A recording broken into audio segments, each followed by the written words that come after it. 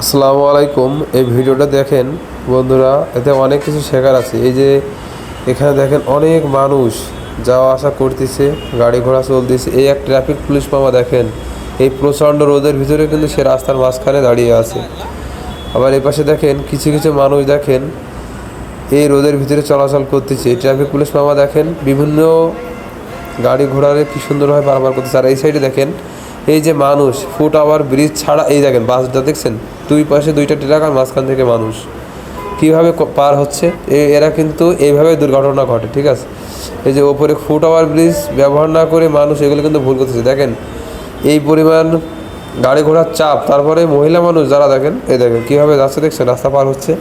এগুলো কিন্তু ঠিক না। আমাদের অবশ্যই অবশ্যই ফুট ওভার ব্রিজ ব্যবহার করা উচিত।